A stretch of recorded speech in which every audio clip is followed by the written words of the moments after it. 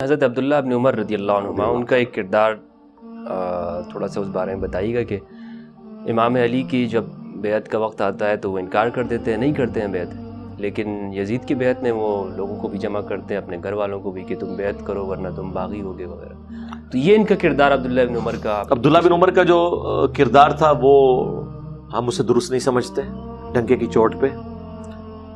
ان کے زمانے کے اندر دوسرے صحاب کا یہ ایٹیچیوڈ نہیں تھا۔ عبداللہ ابن مطیع، یہ جو بخاری مسلم کی حدیث ہے کہ واقعہ حرہ سے جسٹ پہلے جب یزید کی بیعت توڑ دی تھی اہل مدینہ نے، تو یہ عبداللہ بن عمر عبداللہ بن مطیع کے پاس ہی گئے تھے نا کہ تم لوگ بیعت نہ توڑو۔ انہوں نے کہا بھئی حسین قتل ہو گیا، اب کون سی بات رہ گئی ہے؟ تو یار وہ جن کے پاس جا رہے تھے کوئی شیعہ تو نہیں تھے، وہ کوئی بریلوی دیوبندی اہل حدیث تو نہیں تھے، وہ بھی تو صحابہ تھے۔ عبداللہ ابن مطیع وہ صحابی ہیں جسے گھٹی نبی علیہ السلام نے دی ہوئی ہے، ٹھیک ہے، کوئی عام صحابی نہیں ہے۔ انہوں نے کہا کہ کیسی بات آپ کر رہے ہیں، ٹھیک ہے۔ تو عبداللہ بن عمر اس معاملے میں سمجھتا ہوں کہ غلطی کھا گئے۔ اس کے پیچھے ان کی ایک پیسو نیچر تھی، وہ ڈورمنٹ پوزیشن میں چلے گئے تھے۔ خلفائے ثلاثہ کے دور میں انہوں نے جنگوں میں حصہ لیا ہے، لیکن بعد میں وہی بات ہے جو حضرت معاویہ نے کی تھی کہ اسے اپنے مسلح اور لوٹے سے فرصت نہیں ملے گی، اس کے بارے میں تم بے فکر رہنا یزید، ہوشیار رہنا نا۔ تو یہ لومڑی ہے عبداللہ ابن زبیر چلاک، اور دوسرا حسین ابن علی سے رہنا ہے، لیکن ان کے بارے میں نرمی رکھنا۔ لیکن عبداللہ بن عمر سے تم بے فکر ہو، اور حقیقت بات ہے عبداللہ بن عمر کے بارے میں جو پیش گوئی تھی وہ صحیح ثابت ہوئی۔ لیکن میں سمجھتا ہوں all is well if end is well، اللہم احسن عاقبتنا فی الامور کلھا واجرنا من خزی الدنیا وعذاب الاخرہ۔ تو اللہ نے بچا لیا عبداللہ بن عمر کو۔ ندامت کی تھی جی ندامت کیا، دیکھیں سب سے پہلے تو عبداللہ بن عمر کی شہادت ہی ان کی ایک غلطی کا کفارہ بن گئی، انہیں بنو امیہ نے قتل کروایا، صحیح بخاری میں موجود ہے، نیزہ مروا دیا۔ تو شہادت تو تکلیف، جو بخاری مسلم حدیث ہے کسی کے پاؤں میں کانٹا بھی چبھے نا تو اللہ تعالیٰ گناہ معاف کرتا ہے۔ تو عبداللہ ابن عمر کے پاؤں میں تو زہر آلود نیزہ حجاج ابن یوسف نے گھسایا تھا، تو وہ تو شہید ہی اس میں ہوا ہے۔ تو میرا خیال ہے ان کی شہادت ان کی غلطیوں کا کفارہ ہے۔ دوسرا جو آپ نے بات کی مجموع الزوائد کے اندر موجود ہے، امام حیثمی لے کے آئے ہیں، اور المستدرک للحاکم میں موجود ہے، الاستیاب کے اندر امام ابن عبد البر لے کے آئے ہیں، صحیح سند کے ساتھ یہ روایت ہے کہ مجھے نماز روزہ چھوڑنے کے اوپر کوئی غم نہیں، مجھے غم یہ ہے کہ میں نے فئۃ الباغیہ کے خلاف حضرت علی کے ساتھ مل کر قتال نہیں کیا۔ تو میں اس پہ جملہ بولتا ہوں کہ جو بات شیعان علی کو حضرت علی کی زندگی میں سمجھ آئی 34 سال کے بعد، عبداللہ بن عمر کو بھی جب ہاتھ لگے ان لوگوں کے کہ جن کے ساتھ ہمیشہ کمپرومائز کیا عبداللہ بن عمر نے، دیکھ لیں یہ ملوکیت کیسی بری چیز ہے۔ اور میں اس لیے کہتا ہوں یہ کہ لوگ کہتے ہیں نا نیوٹرل صحابہ، نیوٹرل تو انہوں نے چھوڑا ہی کوئی نہیں۔ عبداللہ بن عمر جیسا نیوٹرل ہے ہی کوئی نہیں، تو نیوٹرل تو شاہی کوئی نہیں، سب تو نیوٹرل عبداللہ بن عمر سننا قتل کروایا۔ اور دوسرے کا بھی سن لے حال، ابو بکرہ کا، صحیح بخاری میں حدیث ہے نا، ابو بکرہ کے سامنے ایک بندہ تلوار لے کے اٹھتا ہے کہ میں رسول اللہ کے چچا کے بیٹے کا ساتھ دوں گا جنگ جمل اور صفین میں۔ تو ابو بکرہ کہتے ہیں رک جا، میں نے حضور سے سنا تھا جب ایک مسلمان دوسرے کے خلاف تلوار اٹھائے تو دونوں جہنمی ہیں۔ اب دیکھو یار، یہ اس بندے نے حدیث بیان کرتے ہوئے خیال نہیں کیا کہ یار وہ حضرت عائشہ کو حضرت علی کے اوپر فٹ کر رہا ہے اس حدیث کو، تو ہم یہی کہیں گے نا کہ بھائی انہوں نے فام غلط لیا ہے، دونوں کو جہنمی۔ تو اچھا ان کے فام کی غلطی ہے، یہ حضرت علی سے زیادہ کون جانتا تھا؟ یہ تو اس صورت میں جب کوئی ذاتی دشمنی میں لسانیت کی بنیاد پہ کرے۔ بھائی حضرت علی تو اللہ کا حکم پورا کرے سورہ الحجرات کہ جب کوئی گروہ باغی ہو جائے اس کے خلاف قتال کرو، یہ آیت بھول گئی تھی ابو بکرہ کو، اور وہ آیت بھول گئی وَأُولِي الْأَمْرِ مِنْكُمْ، اور جماعت المسلمین اور ان کے امام کو پکڑ لینا، یہ سب کچھ چیزیں موجود تھیں۔ تو بہرحال غلطی لگ گئی، لیکن سرکار وہ میں جڑا کہنا نا کہ پنجابی کا ایک محاورہ ہے کہ ہتھاں نال لائیاں ہوئیاں دنداں نال کھولنیاں پیندیاں نہیں، جو ہاتھوں سے گرہ لگاتے ہیں نا وہ دانتوں سے پھر آپ کھولتے ہیں۔ یہی ابو بکرہ حضرت معاویہ کے دور میں، چونکہ یہ وہ زیاد کے بھائی بھی لگتے تھے، اور زیاد ان کو لے گیا حضرت معاویہ کے پاس شام، مسند احمد میں موجود ہے، اور اندر گئے تو حضرت معاویہ نے کہا یار تو سینئر صحابی کو حدیث سنا۔ انہوں نے کہا سرکار پھر میں حدیث سنانا وا کہ نبی علیہ السلام کے سامنے ایک بندہ آیا، اس نے کہا کہ یا رسول اللہ میں نے خواب دیکھا ہے کہ آسمان سے ایک ترازو نازل ہوئی ہے، آپ کو اور ابو بکر کو تولا گیا، آپ وزنی ہو گئے۔ اس کے بعد ابو بکر اور عمر کو تولا گیا، ابو بکر وزنی ہو گئے، اور اس کے بعد جو ہے وہ میزان اوپر اٹھا لی گئی ہے۔ تو نبی الاسلام کا چہرہ مبارک جو ہے نا متغیر ہو گیا. اور یہ حدیث ابو داؤد ترمذی میں بھی ہے اتنا حصہ. تو نبی الاسلام نے کہا کہ اس میں یعنی خلافت کا ملوکیت میں بدل جانے کا اشارہ ہے. گریجولی بدلی ہے نا, ظاہر ہے. حضرت عثمان اور حضرت علی کی خلافت راشدہ ہے لیکن محفوظہ نہیں, مفتونہ ہے, فتنوں کا دور ہے. اس میں خلفائے راشدین کو ہم نہیں کہتے, مطلب اس دور کو ایسا یعنی اس میں ایسا معاملہ ہوا. اب وہ مسند احمد میں پتہ کیا حدیث چلتی, جب انہوں نے یہ حدیث بیان کی نا اور انہوں نے آگے کہا کہ اس میں اشارہ تھا ملوکیت, اور وہ اب ظاہر اب اس مسند پہ تو حضرت معاویہ بیٹھے ہوئے تھے. تو زیاد نے یوں گردن سے پکڑ کے نا, عبد الرحمن بن ابی بکرہ کہتا ہے کہ میرے باپ کو وہاں سے نکالا اور کہا کہ تجھے کوئی اور حدیث نہیں ملی تھی سنانے کے لیے, تو نے ادھر آ کے یہی حدیث سنانی تھی, کہ میری بھی نوکری خراب کرنے لگے. پھر وہ سمجھا بجھا کے واپس لے کے آئے. پھر حضرت معاویہ نے کہا کوئی حدیث سنا, انہوں نے پھر وہی حدیث سنائی. 3 بار حدیث سنائی انہوں نے. تو میں آپ کو بتا رہا ہوں کہ یہ لوگ, ان لوگوں کو بعد میں سمجھ آ گئی. آج تو میرا خیال بہت آسان ہے, آج تو سب کچھ واضح ہے. آج تو چپ کر کے ملا علی قاری نے مشکات کی شرح 5878 کی شرح میں جو لکھا ہے امیر شام کے بارے میں, وہ عوام کو بیان کریں. ملا علی قاری سے بڑا کون سنی ہے, تو کلیئر کٹ لکھ دیا کہ حضرت معاویہ پہ واجب تھا کہ حضرت علی کی بیعت کرتے, نمبر 1. نمبر 2, خلافت کی لالچ چھوڑ دیتے. نمبر 3, وہ ظاہر میں خون عثمان کو ڈھال بنائے ہوئے تھے لیکن اندر خلافت کی لالچ چھپائے ہوئے تھے. نمبر 4, حدیث عمار ان کی چھپی ہوئی بغاوت کو ظاہر کرنے والی ہے. نمبر 5, ان کے اس عمل نے قرآن اور سنت دونوں کو محجور کر دیا. پھر انہوں نے لکھا لیکن ہمیں چاہیے کہ اپنی زبانیں بند رکھیں. بس ہم بھی ملا علی قاری کی طرح اپنی زبان بند ہی رکھتے ہیں. ہاں, یہ 5 جملے بول کے کہتے ہیں ہم زبانیں بند رکھیں گے, لام تام نہیں کریں گے, لیکن صحیح بات امت کو بتائیں گے. چھوڑ کیا دیا انہوں نے؟ چھوڑا یہ کہ انہوں نے حضرت معاویہ کو منافق نہیں کہا, صحابی مانا, ٹھیک ہے. اور ان کی جو وہ منفیت ہے وہ دنیاوی, جو بخاری مسلم میں حدیث ہے, مجھے یہ خطرہ نہیں کہ تم میرے پاس شرک کرو بلکہ دنیا کے مال میں ایک دوسرے کو قتل کرو گے. ہاں, یہ کچھ ہوا ہے. ہمارا جو روافض سے اختلاف ہے نا, اور میں آپ کو بتاؤں واللہ میں جینوئنلی یہ بلیو کرتا ہوں کہ حضرت معاویہ مسلمان تھے اندر سے, مجھے 1% بھی اس میں شک نہیں ہے. اندر کا علم تو آپ کو کیسے ہوگا؟ اس لیے کہ اسلام تو یہ کہتا ہے نا ظاہر ہے, یعنی میں اندر سے یہ کہتا ہوں, ان کے اندر کی بات نہیں کر رہا, میں اپنے اندر سے یہ اندر سے یقین رکھتا ہوں کہ وہ مسلمان تھے. نہیں, یعنی آپ وثوق سے کہہ رہے ہیں؟ جی وثوق کے ساتھ. یعنی میں یہ اس لیے آن کیمرہ یہ بات کر رہا ہوں کہ لوگ سمجھتے ہوں کہ شاید میں اگر ان کے بارے میں ہارڈ لائنر ہوں تو میں شاید نجی محفلوں میں کوئی اور بات کرتا ہوں اور کیمرے میں اور کرتا ہوں. ایسا نہیں ہے, میں انہیں مسلمان سمجھتا ہوں کہ مولا علی نے بھی انہیں مسلمان کے طور پہ ٹریٹ کیا. مولا علی نے تو خوارج کو بھی کافر نہیں, تو ٹھیک ہے, تو خوارج کو ہم بھی نہیں کافر مانتے سرکار. دیکھیں نا, ہمارا تو اصول ایک جگہ کھڑا ہے. ابی کو بھی تو حضور نے کافر, ہاں, لیکن عبداللہ بن ابی کے جو کفر ہے نا اور اس کی جو منافقت ہے اس کے اوپر تو اتفاق ہو گیا نا. وہ تو نبی الاسلام نے کہا کہ لوگ کہیں گے کہ یہ اپنے صحابہ کو قتل کرواتا ہے, حضور نے اسے صحابی نہیں مانا.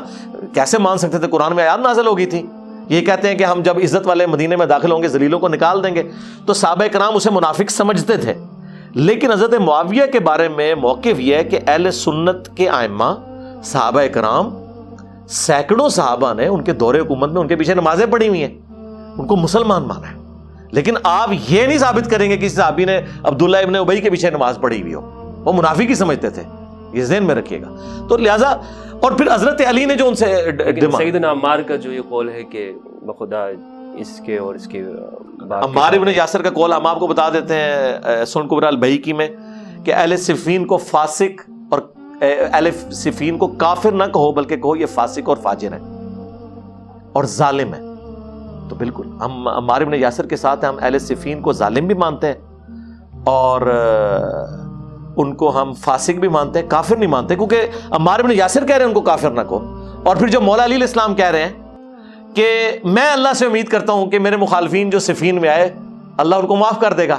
تو اس کا مطلب ہے کہ اگر وہ مخالفین کے بارے میں عقیدہ رکھے ہوئے ہیں تو ان کے سرغنہ کے بارے میں پھر ظاہر ہے دیکھیں ڈیمانڈ جو بیعت کی ہے وہ اس اعتبار سے. اور میں بالکل شیعہ کو کہوں گا آپ کا مقدمہ دھڑم سے زمین پہ گر پڑے گا اگر آپ, یعنی میں یزید کی بھی تکفیر نہیں کرتا, میں اسے مسلمان مانتا ہوں. آپ نے مسلمان اسے کہہ لیں, اس کے بعد جو دنیا کی جتنی بڑی گالیاں دینا چاہتے ہیں آپ دے لیں, لیکن جو بندہ اپنے ظاہر کے اندر کلمے کا اقرار کر دے, اور یہ بات میں آپ کو بتاؤں میں کروڑوں رحمتیں نازل ہوں مولانا اسحاق صاحب کے اوپر. میں نے اپنی زندگی میں جو سب سے بڑی بات شاید میں کبھی بھی نہ سیکھ سکتا کسی سے، ان سے میں نے یہ بات سیکھی ہے کہ جو اللہ رسول آخرت ختم نبوت کو مان لینا، آپ دنیا کا ہر اختلاف اس سے کر لیں، اسے آپ بدعتی کہہ دیں، آپ اسے جہنمی کہنا چاہتے ہیں نا یہ بھی کہہ لیں، لیکن کافر نہ کہیں. جب کوئی شخص اپنے آپ کو مسلمان ڈکلیئر کیے ہوئے اور قرآن کا، ختم نبوت کا، اللہ رسول کا انکار نہیں کر رہا اور کہیں اسے تعویل کی غلطی لگتی ہے، تو آپ نے جو کچھ کہنا کہہ لیں، لیکن اس کے کفر اسلام کا فیصلہ نہ کریں. یہ بہت بڑا فیصلہ ہے. دیکھیں نبی علیہ السلام نے حضرت اسامہ بن زید کو کیا کہا تھا کہ تو نے اس کا دل چیر لیا تھا، حالانکہ ڈر کے کلمہ پڑا تھا. تھوڑی دیر پہلے تو اسامہ کو مارنے لگا تھا نا. نبی علیہ السلام نے امت کو یہ درس دیا ہے کہ جو اپنے ظاہری یعنی اعمال کے اندر کلمے کا اظہار کرے، نماز پڑھے، ہم اس کے اوپر اسلام کا. پھر مجھے بتائیں مولا حسن علیہ السلام نے جو صلح کی ہے ایک ٹریٹی کے تحت، ٹھیک ہے، وہ سب کچھ ہے تو، اور ظاہر ہے کہ امت کی باغ دوڑ والے کی ہے نا. اگر نعوذ باللہ وہ کافر یا منافق سمجھ رہے ہوتے تو یہ تو بہت بڑا ڈسین وہ کرنے جا رہے تھے نا. ایک بہت بڑا ڈسین انہوں نے کیا ہے، پوری امت ان کے والے کی. یعنی میں تو کبھی والے نہ کروں اگر میں کسی شخص کو مسلمان نہ مان رہا ہوں. ہاں حکمت کے تحت میں اس کی غلطیوں پہ کمپرومائز کر لوں، لیکن کیونکہ چلو ہے تو مسلمانوں کا حکمران ہے، اور باقی یہ کہ چلو لوگوں کو پتہ چل جائے گا کہ شہادت عثمان کے لیے کتنا صحیح سیریس ہے یہ قاتلین عثمان سے بدلہ لینے کے لیے.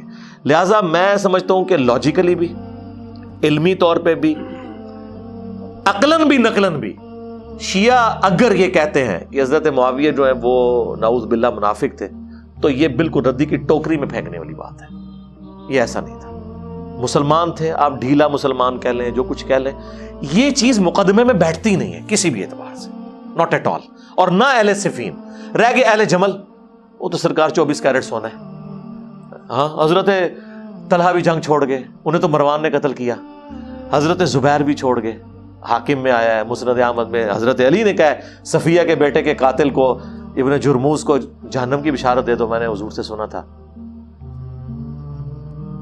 کہ ہر کے حواری ہوتے ہیں اور میرا حواری زبیر ہے.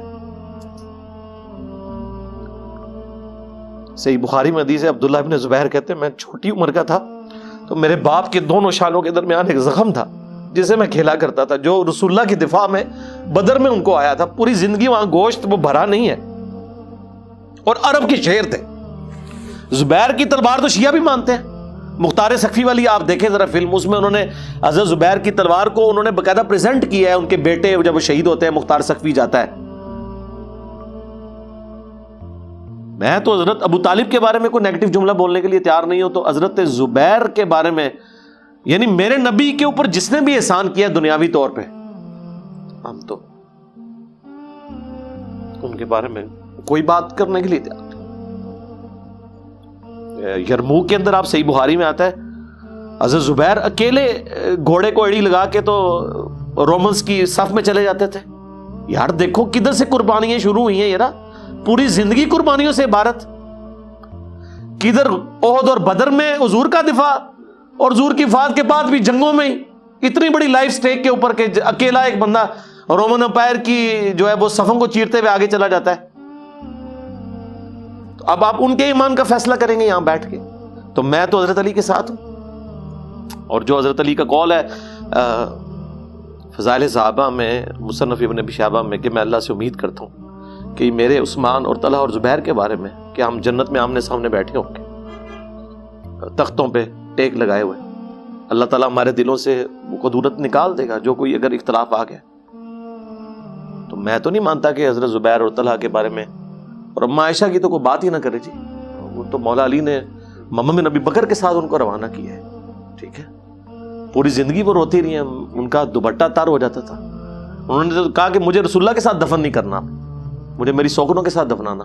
شیخ البانی نے باقاعدہ یہ بخاری اور مصنف ابن شیبہ کی حدیثیں جمع کر کے ہوب کے انڈر انہوں نے لکھا کہ واضح یہ اما عائشہ کا اشارہ اسی طرف ہے جو ان سے جنگ جمل میں مسئلہ ہوا، کہ انہوں نے کہا کہ بلکہ بخاری کے الفاظ ہیں، میں نہیں چاہتی کہ میری ابو بکر، عمر اور رسول اللہ کے جیسے لوگ میری تعریف کریں، مجھے سوکنوں کے ساتھ دفن کرنا. تو میرا خیال ہے جب عام بندوں کو تو آپ یہ کہہ رہے ہیں کہ یار مرنے سے پہلے اگر توبہ کر لو غرغرے سے تو قبول ہے، تو جن کی پوری زندگی قربانیوں سے عبارت ہے, کہیں ایک دو جگہ ان سے مس ہینڈلنگ ہوئی ہے اور انہوں نے توبہ کر لی, وہ 0 سے ملٹیپلائی ہو گئے. آپ کی پوری زندگی گناہوں سے عبارت ہے اور آپ موت کے غرے سے پہلے کلمہ پڑھ لیں, آپ جنت میں.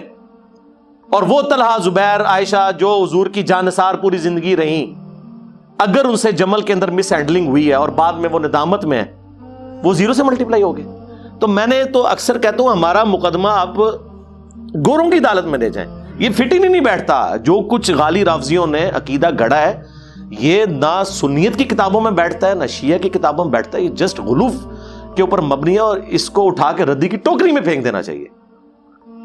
اگر میں یہ بات کر رہا ہوں, اب مجھے کوئی یعنی شیعہ علی ہونے کا سرٹیفکیٹ میں نے کسی سے لینا ہے؟ تم لوگوں نے پوری زندگی یعنی سینکڑوں سال امیر شام پہ لانتیں بھیج کے ان کی غلطی لوگوں پہ عیاں نہیں کی. ہم نے ان 10 سالوں میں رضی اللہ عنہ کہہ کے پوری دنیا کے سامنے ایکسپوز کر دیا.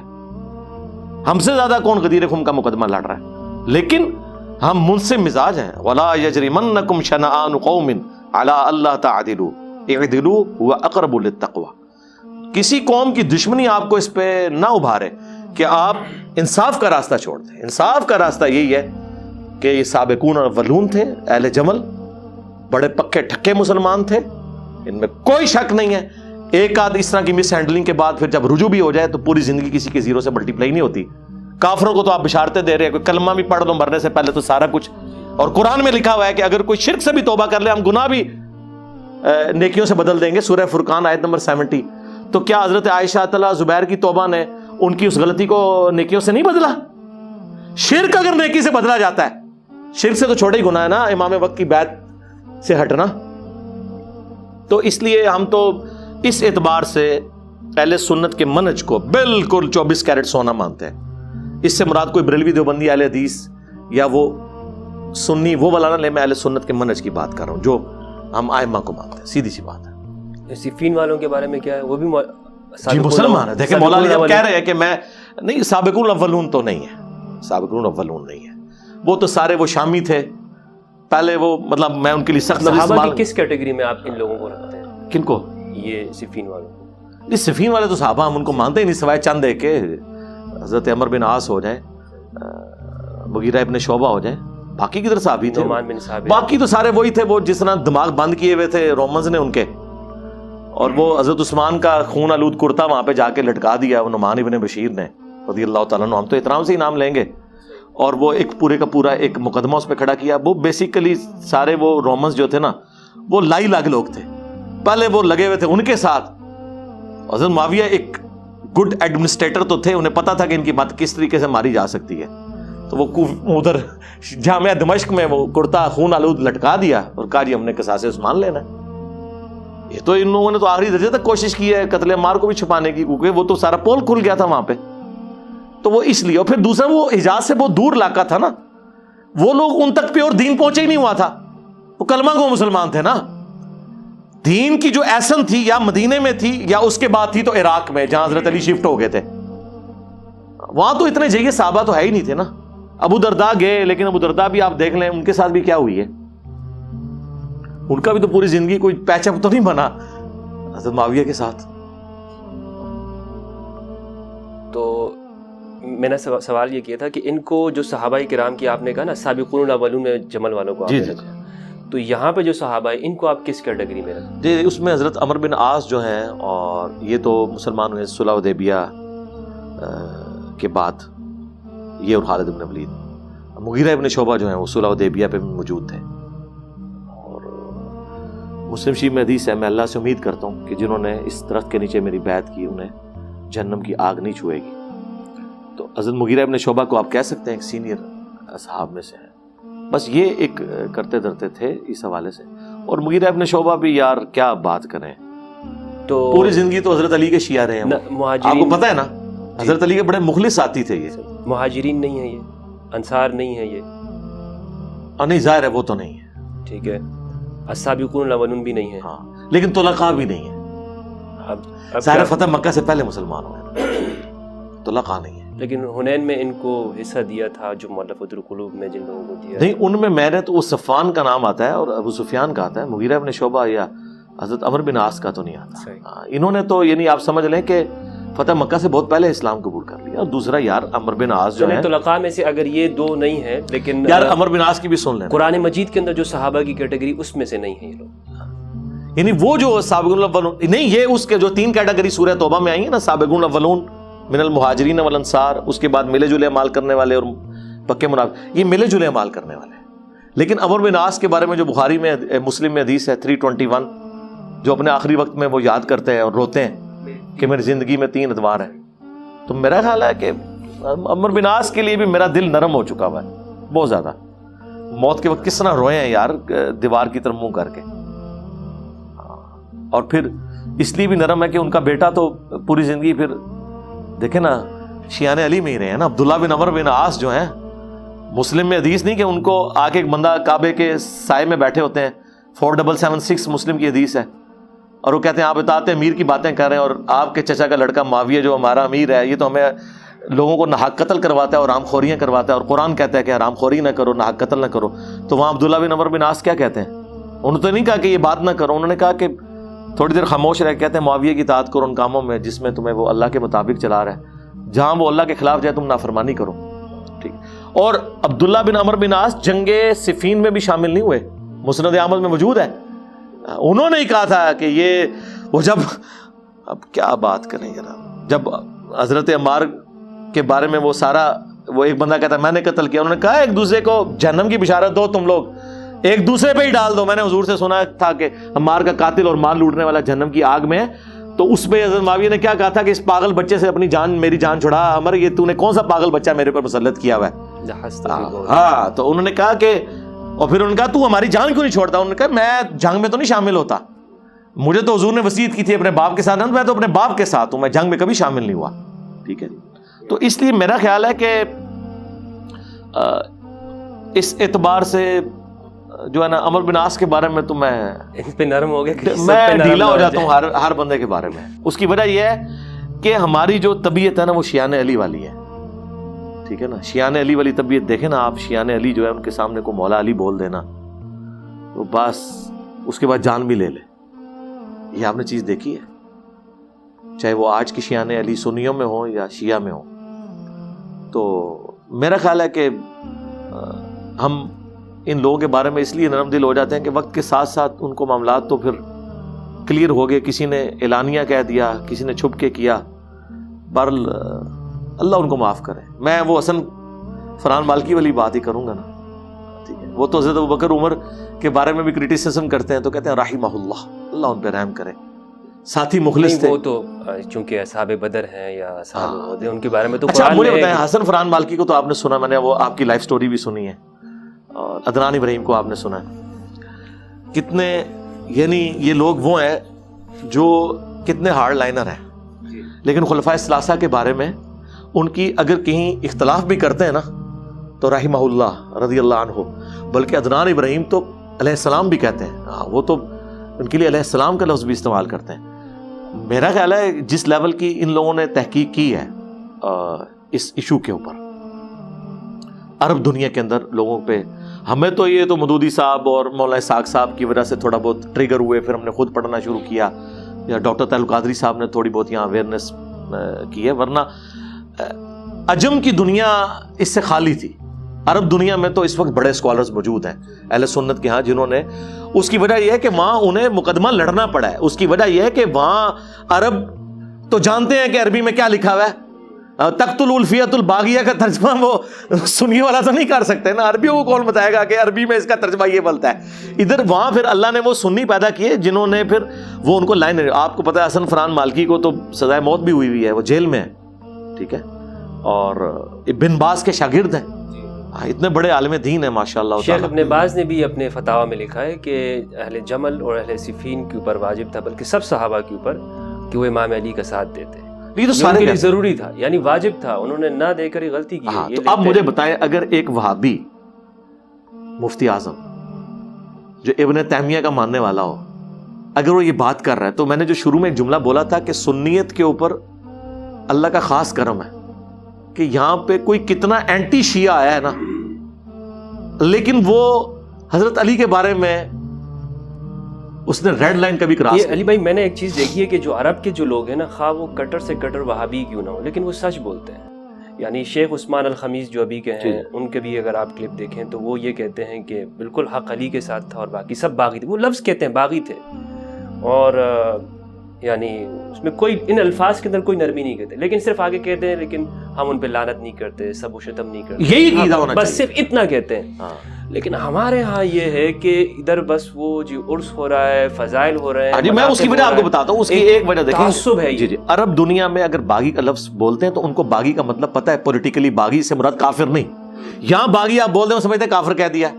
جس طرح عربی کا وسیلہ اور ہے، پنجابی کا وسیلہ اور ہے. یہاں شاید وہ سمجھتے ہیں کہ یہ ٹی ٹی پی مراد لے رہے ہیں اس سے، یا جو ہے نا وہ کوئی. لیکن میرا خیال ہے کہ مولانا مودودی رحمہ اللہ نے تحویل قبلہ کر دی سنیت کی، خلافت و ملوکیت لکھے، ٹھیک ہے، اور اس پر ترا یہ کہ جن لوگوں نے تب آزمائی کی نا اس کتاب کا جواب دینے کی، انہوں نے رہی صحیح کسر پوری کر دی. وہ جواب اتنا ناقص لکھا کہ لوگوں کو یقین آ گیا کہ مودودی صاحب کا جواب نہیں، چاہے صلاح الدین یوسف ہو چاہے تقی عثمانی صاحب ہو. ہاں مطلب انہوں نے جواب لکھ کے نا اپنی بے عزتی میں اضافہ کروایا. اگر کوئی تھوڑی بہت کوئی عزت کوئی حسن ظن قائم تھا، اب دیکھیں کتنی کمزور بات وہ اس کتاب میں لکھ رہے ہیں کہ جی سب و شتم کی ایک ہی روایت ہے بخاری میں، حالانکہ اس کا ایک طریق مسلم میں تھا، اس میں لعن اللہ و بالتراب موجود تھا، اور سب کا ترجمہ اگر میں نے یہ کہا کہ اگر یہ انہوں نے جان بوجھ کے کیا تو منافق ہیں، اور اگر جان بوجھ کے نہیں کیا تو جاہل ہیں. اب یہ فیصلہ کر دیں کہ وہ جہالت میں ہے یا منافقت ہے. اور جاہل سے مراد یعنی وہ میں جو ٹرم یوز کر رہا ہوں جو اس اعتبار سے، ہاں یہ مطلب نہیں ہے کہ وہ مطلب کوئی ان کی علماء کی ڈگری چھن گئی ہے، اس طرح نہیں، مراد ہے کہ نادانی، مجہول. تو بلکہ انہوں نے تو یہ تک لکھا ہے کہ ان پہ جو مولا علی کے لوگ تھے وہ سب و ستم کرتے تھے معاویہ کے لوگوں پر. یہ تقی عثمانی نے اس میں رد کرتے ہوئے لکھا ہے. ہاں تو میرا خیال ہے کہ وہ اتنا جھوٹ بولو، اتنا جھوٹ بولو کہ سچ چھپ جائے اور وہ جھوٹ سچ جیسے حجر بن عدی کی جو شہادت کی وہ بات، تو یار کہ مجھے بتائیں کیا پذیرائی ملی؟ دیکھیں جسٹس غلام کچھ بھی نہیں ملک علی نے اس کی بخی اکھیر دی. ہاں وہ میں نے پڑھی کتاب، کمال کی کتاب ہے، وہ لکھنے کی ضرورت ہی نہیں ہے. مجھے خلافت و ملوکیت کا تعارف ہوا صلاح الدین یوسف کی کتاب. میں جب نیا اہل حدیث کی طرف آیا نا تو مجھے کسی نے کہا یہ خلافت و ملوکیت کا جواب ہے. مجھے پتہ ہی نہیں خلافت و ملوکیت ہوتی کیا ہے، کون سی کتاب ہے.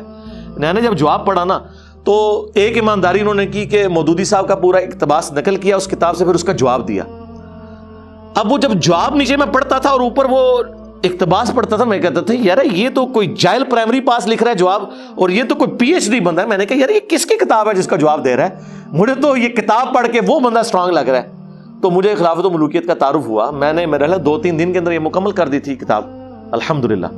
اور مودودی صاحب نے بھی یہ کوئی سنی شیعہ کنفلکٹ پہ نہیں کتاب لکھی، انہوں نے پولیٹیکل سسٹم آف اسلام پہ کتاب لکھی ہے اور شاہکار ہے. میں کہتا ہوں یہ جو 2 کتابیں ہیں نا، لوگ کہتے ہیں اس صدی میں، میں کہتا ہوں اسلام کی 14 صدیوں میں پولیٹیکل سسٹم آف اسلام پہ الجہاد فی الاسلام اور خلافت و ملوکیت کی کوئی نظیر نہیں دکھا سکتا.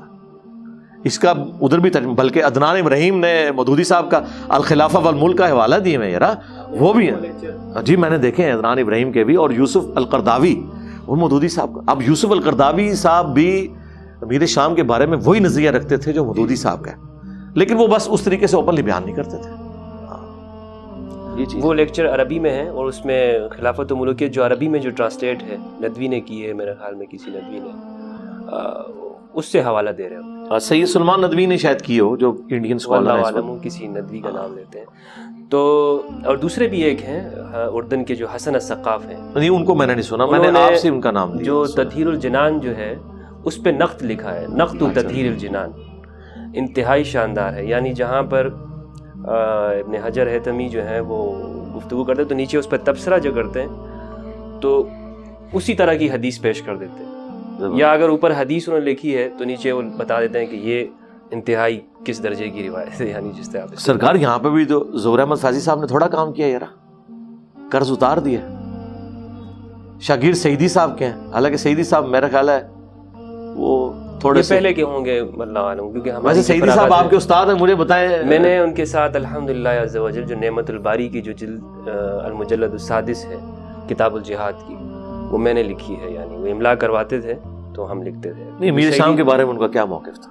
میں نے چونکہ جس وقت ہم پڑھ رہے تھے تو اس وقت یہ بحثیں تو تھی نہیں، لیکن جو کچھ انہوں نے لکھا ہے شرح مسلم میں وہی اعلیٰ حضرت والے عقیدہ لکھا ہے. نہیں، وہ یہ کہتے ہیں کہ جو علامہ عینی نے لکھا ہے کہ کس طرح مجتہد ہو سکتے ہیں، جو انہوں نے نہیں اس کے اوپر تو انہوں نے گرفت کی ہے، لیکن وہ کہتے ہیں کہ پھر بعد میں فضائل کا پورا چیپٹر، میرا خیال ہے کہ وہ ایک بریلویت کا جو ایک ان کی میں آن دا ریکارڈ نہیں بتا سکتا. اچھا چلیں ٹھیک ہے، چلیں وہ لادہ بات چیزیں ٹھیک ہے وہ رہنے دیں، کیونکہ مدارس کا جو ماحول ہوتا ہے، مدرسے میں اگر ایک استاد پڑھا رہا ہے 8,000 12,000 کی سیلری پہ، اور پھر وہ آپ کو پتہ ہے کہ وہ بیمار ہو گئے تھے، کمر کے عارضے میں مبتلا تھے، تو وہ شوگر بھی تھی اور پھر بہت ساری دماغ میں جو ان کا بلڈ جانا جو ہے وہ بند ہو گیا تھا.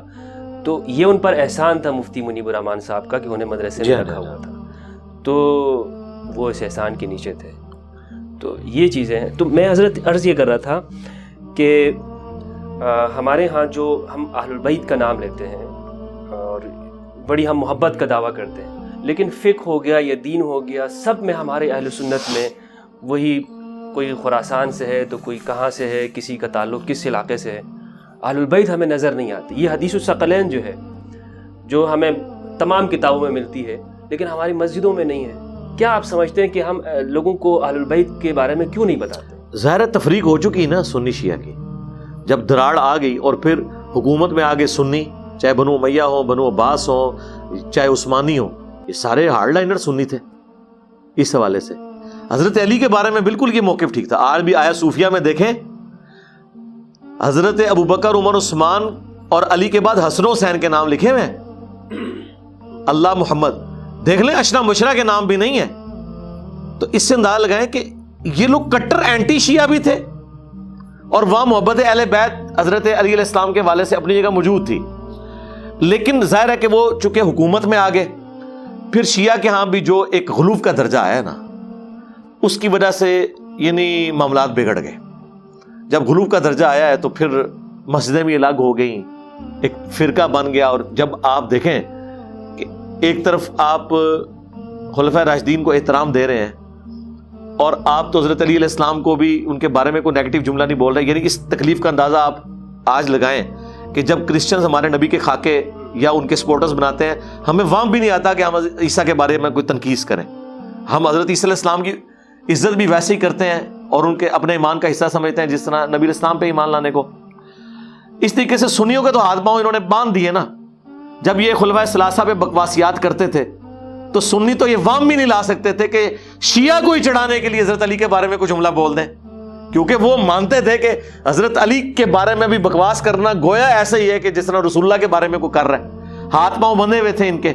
تو پھر انہوں نے دوسرا پھر بدلہ لیا کہ وہ ایک دراڑ پھر کھڑی کر دی. پھر وہ لڑائیوں تک نوبت گئی، وہ وہاں پہ ہارڈ لائنر ہوتے گئے، یہاں پہ ہارڈ لائنر ہوتے رہے. آج ہم جہاں جس دنیا میں بیٹھے ہوئے ظاہر ہے یہ ایک بہت پرانی تفریق ہو کے دراڑ بہت بڑھ چکی ہے. اب اس کو فل کرنے کی ضرورت ہے. اس اعتبار سے قرآن کے اوپر امت کو اکٹھا کریں، عقیدوں کے اوپر، اس کے بعد اہل البیت کا احترام اور یہ چیزیں بیان کریں. یہ حقیقت بات ہے، باقیوں کو تو چھوڑ دیں. اہل حدیث کے اسکالرس بن کے نکلے، ہم نے ان سے حدیث ثقلین کے بارے میں پوچھا تو وہ سیدھا حاکم میں جا کے گرے، قرآن اور سنت اور مسلم کی 4 حدیثیں انہیں پتہ ہی نہیں. ٹھیک ہے، تو یہ یعنی وہ ایک کلچر جو ڈیولپ ہوا تھا نا. لیکن میں بتاؤں وہ آپ کی بات عرب میں ایسا نہیں ہے. اب شیخ البانی جو ہیں شیعہ کے بارے میں اتنے ہارڈ لائنر ہیں، سخت ہیں شیعہ کے بارے میں، کوئی سنی اتنا سخت نہیں. لیکن دوسری طرف جب اہل بیت کا دفاع آتا ہے تو لگتا ہے یہ کوئی رافضی ہے. یہ ہیں ہاں جی اولو العلم ہیں یہ لوگ، یہ وہ لوگ ہیں. ٹھیک ہے نا. ابن تیمیہ کا بھی کوئی لحاظ نہیں کیا الحمدللہ. چھوڑ دیں ابن حجر کو، انہوں نے کہہ دیا کہ ابو الغادیہ کے بارے میں جو تم کہہ رہے ہو کہ جی اسے بشارت کفایت کر جائے گی، نہیں یہ تخصیص ہے. تو اس سے وہ ولی فضیلت اٹھ گئی. عدالت صحابہ میں تم کس طرح کریں؟ حالانکہ انہیں یہ خیال نہیں آیا کہ مسند احمد میں مسند ابی الغادیہ موجود ہے، ابو الغادیہ کی حدیثیں ہیں. ہم تو آج بھی رضی اللہ عنہ ہی کہتے ہیں. ٹھیک ہے، تو مطلب ظاہر ہے کہ ہمارا وہ ایک احترام والا جذبہ ہے. ویسے لوگ ہم سے ناراض بھی ہیں اس حوالے سے کہ جی وہ بھی رضی اللہ عنہ ہو، وہ بھی رضی اللہ عنہ ہو. یار آپ لوگ یہ دیکھا کریں ہم رسول اللہ کی نسبت کی وجہ سے کر رہے ہیں، خدا کے لیے آپ اس چیز کو سمجھیں. بس اگر کوئی رضی اللہ عنہ نہیں ہے میرے کہنے سے ہو نہیں جانا اس نے، اور اگر وہ ہے تو دنیا بھر کے سارے رافضی مل کے بھی اس میں لانتے بھیجیں، اللہ کے حضور وہ رضی اللہ عنہ ہے.